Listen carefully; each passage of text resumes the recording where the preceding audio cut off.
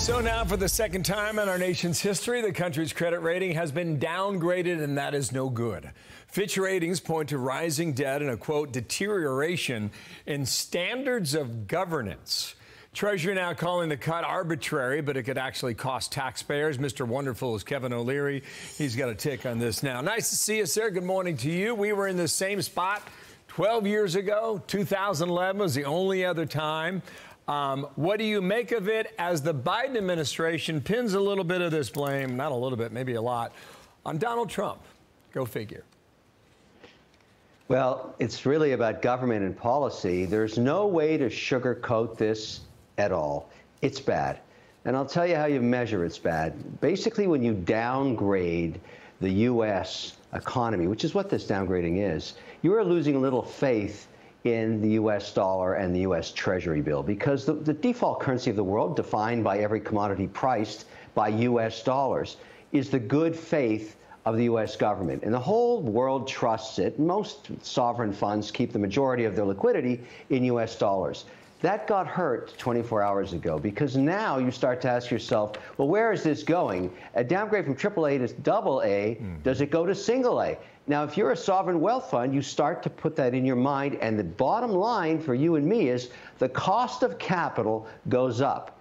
In other words, what it costs for us to borrow money to fund the government in deficit goes up. No sugarcoating that.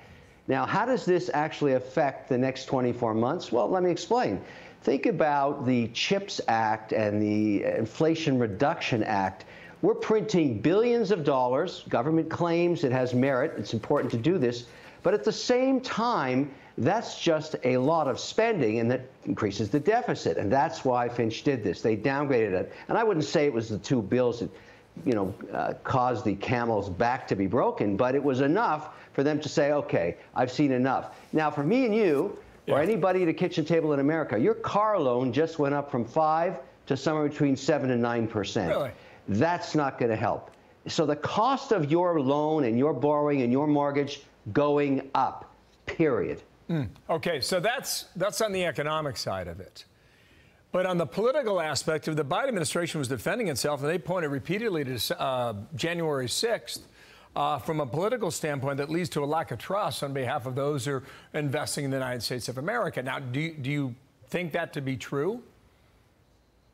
I think that's a political statement, Shirley. I mean, really, this downgrade is about debt and the ability to pay it back.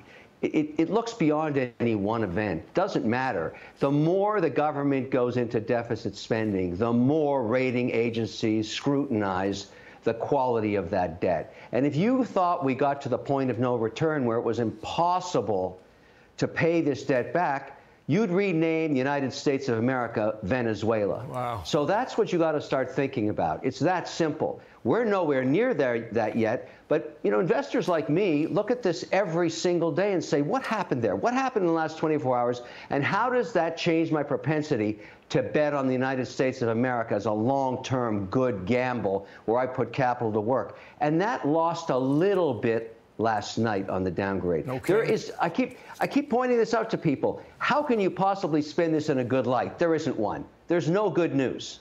Okay, so we got 2023 and we got 2011, 12 years apart. Next topic quickly now on BlackRock and investments in China. This got our attention. We don't know what it means, but this is Larry Fink's defense. It is unconscionable for any U.S. company to profit. This is the House Select Committee's letter to Larry Fink.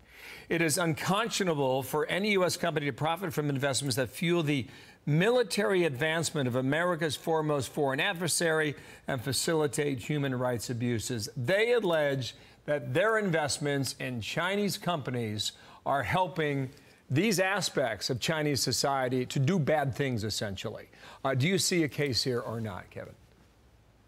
Well, I see a case for Larry Fink being fried under a microscope. It's just like burning an ant with a magnifying glass. That's what's happening to him right now on the Hill. And the reason that's happening, maybe they could make an argument about that funding the Chinese army and espionage and all the rest of that, but that's not his problem. His problem is lack of transparency. When I invest in the world's largest money manager in an index fund that's global, a portion of that is based on the larger economies. It's prorated by the size of an economy. China gets a big chunk.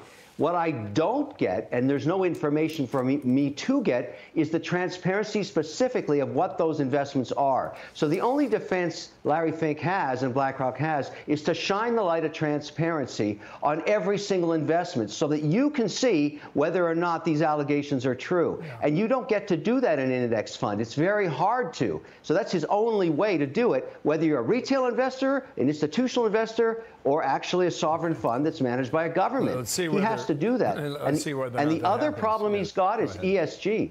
He's got ESG issues. People are asking, why do you make these decisions? It's opaque. We don't know. Lots of issues around transparency here. Okay. Kevin, nice to see you. Please come back soon, okay? Kevin O'Leary, on the road. We'll see you in New York. Thank you. 25. I'm Steve Doocy. I'm Brian Kilmeade. And I'm Ainsley Earhart. And click here to subscribe to the Fox News YouTube page to catch our hottest interviews and most compelling analysis.